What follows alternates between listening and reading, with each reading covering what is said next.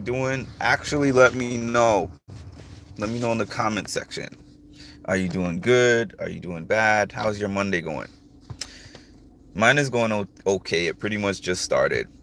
I just wanted to give a quick message. Success does not live in our comfort zone. And I want to give a relevant example of a success that I have achieved that was not in my comfort zone. And I'll tell you what that is. Number one, doing these lives, but number two, doing interviews of these people from these shows that I like. So some people are natural vloggers or whatever you consider it as.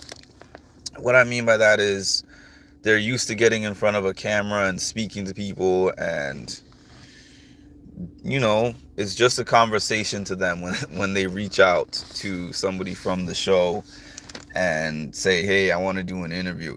It's not like that for me because, number one, I'm not a natural public speaker. I'm somebody who has worked tremendously hard to become a public speaker, and still I know that I'm not a Eric Thomas or one of those people that has those gifts to just get up there and do these speeches. Not saying that I don't have any kind of gift towards doing that, but I push through fear when it comes to doing things like that because I realize that the messages that I have are powerful. So I just kind of push myself through that part. But when I first wanted to get an interview with somebody, I've mentioned this many times before. It was Ayana. I think that she was the first person that I actually interviewed, but I was very nervous about asking her.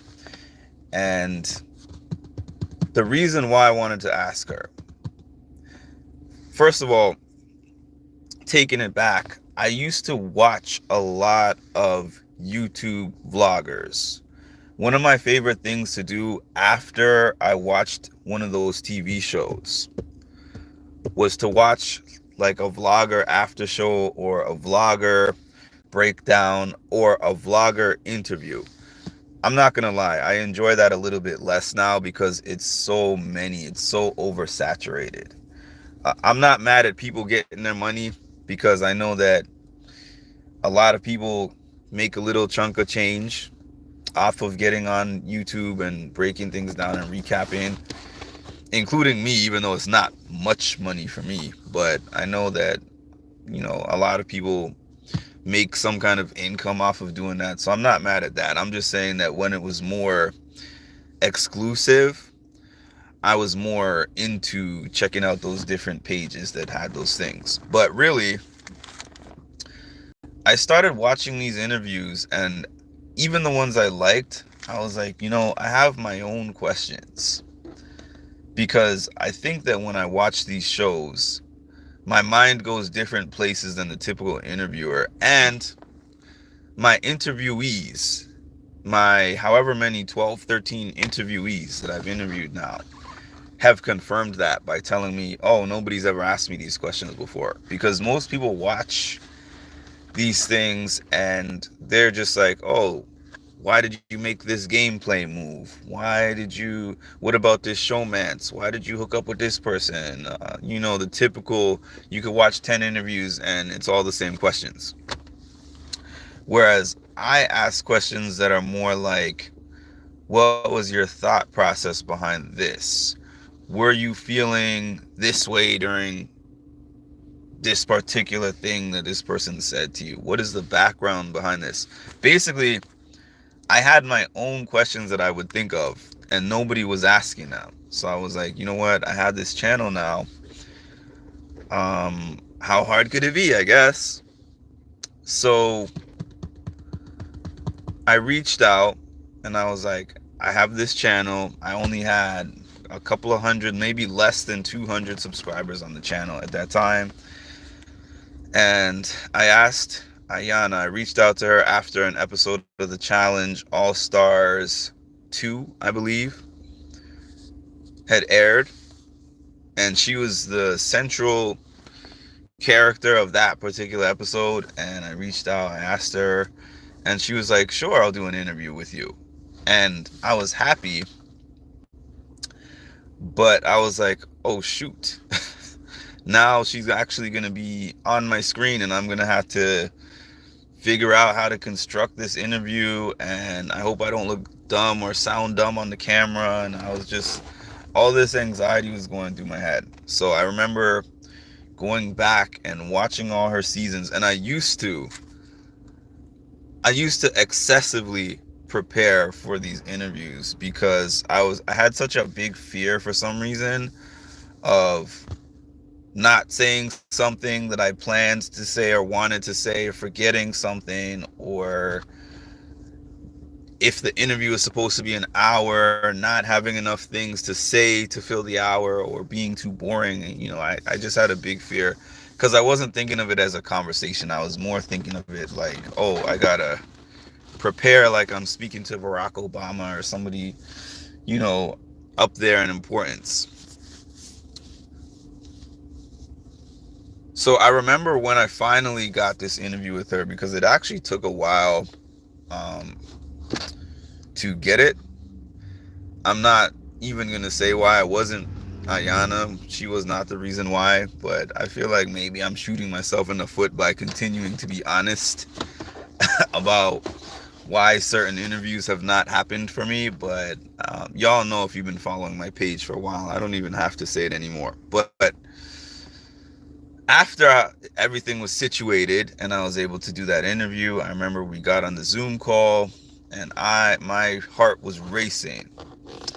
And she and I spoke for about 10, 15 to 20 minutes maybe before the camera, before we started recording. And I think I might have even told her that I was nervous about it, and I was so grateful that she was there. And she was like, don't worry about this, Mark. I'm doing this interview with you because, after you messaged me, I followed you on Instagram. I looked at your page. I love everything on your page. And she said, don't think that I'm up here and you're down here. We're both here together. She told me we both put on our pants one leg at a time. So the only difference is, like, we've had different trajectories and different opportunities in life. But don't ever think that you're below anybody that you're asking. Good morning, Tammy. Below anyone that you're asking for these interviews. So we got through the interview. Funny enough, that interview was probably, without editing, maybe like 2 to 2.5 hours. It was very long. But my point of saying that is, it wasn't in my comfort zone to do that. And I look back at the interview. I'm happy about the interview, but I'm also a very detail-oriented and attention to detail type of person. So I look at it now and I'm like, man, my interview skills have gotten so much better than they were just 2 years ago when I did that. But at the same time, that was an important opportunity for growth, because I wouldn't have known that I enjoy doing that, and I wouldn't have known that, I'm good at that, if I hadn't taken the chance the first time. And I've gotten feedback, like I said, I've gotten feedback from my subscribers, and I always appreciate the feedback that I get from my subscribers. But the feedback that I really, really love hearing is when I actually do the interview with whichever person, and then they tell me, this is one of my favorite interviews that I have done with somebody, or these are some of the best questions that I have been asked, or this is the only time that I've been asked some of these questions. And a lot of them have told me that. But yeah, if there's something that you want to do that you're not sure that you're able to do, just go for it. Like, life is not guaranteed. Go for it. If it's beyond your limits, go for it. Give it a try. That's not to say that if you try, you're definitely going to succeed at it. But we have a tendency, we can get in these pockets where we're very good at the things that we know that we're good at. And I'm one of those people that can live life on cruise control like that, where I'm just staying in this pocket of things that I can do this very well, and I'm just going to do this continuously until the day I die. So what helps you is to actually say, let me try something that might be a little bit difficult for me, that might be a little bit more than what I might think I can handle. And the way that you find out if you can handle it is just by trying it. And sometimes, even if you're not great at it the first time, you can look at it and you can figure out what it is that you could have done better. You can fine tune it. And sometimes it might just be something where you're like, hey, I tried, I failed. Moving on, I'm not going to do that particular thing again. But you would just never know until you actually try it. So that's my quick message for this Monday morning. Don't be afraid to try things that are beyond your limits, and each thing that you try is an opportunity for growth. Thanks for your support. Please make sure, like, comment, subscribe, hit the notification bell, all that good stuff, to get notified of when I drop some more great content. Talk to y'all soon. Have a great day.